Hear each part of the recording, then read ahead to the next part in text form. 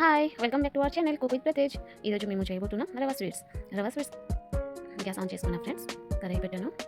1 cup రవ్వ కాబట్టి 2 cup water, 3 స్పూన్లు పంచదార వేసాను. అలా కలుపుకోవాలి. మొత్తం పంచదార మొత్తం మిక్స్ అయిపోయాక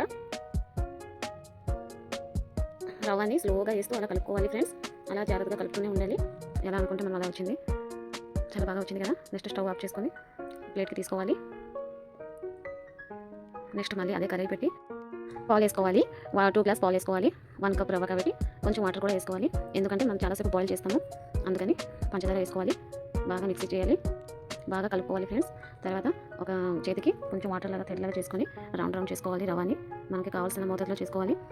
ఇలా రౌండ్ చేసుకోవాలి. ఇలాచి దంచి పెట్టి వేసుకోవాలి. బాగా కలుపుకోవాలి. బాగా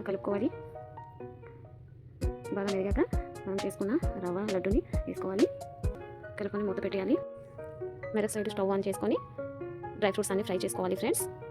కొంచెం ఘీ వేసి డ్రై ఫ్రూట్స్ అన్నీ వేసుకోవాలి. రెడ్ కలర్ వచ్చేంత వరకు ఫ్రై చేసుకోవాలి ఫ్రెండ్స్. బాగా ఫ్రై అయిపోయాక కడాయిలో వేసుకోవాలి. బాగా కలుపుకోవాలి. మళ్ళీ ఒక 10 మినిట్స్ తర్వాత మూత తీసి సర్వ్ చేసుకుంటే రవ్వ స్వీట్స్ రెడీ. ఫ్రెండ్స్, మీకు తెలిసిన రెసిపీ మా ఇన్స్టాగ్రామ్ ఐడీలో షేర్ చేయండి. మేము కూడా ట్రై చేసి చూస్తాం. అండ్ వీడియో మీకు నచ్చినట్టయితే లైక్ చేయండి, షేర్ చేయండి, కామెంట్ చేయండి అండ్ సబ్స్క్రైబ్ కూడా చేయండి.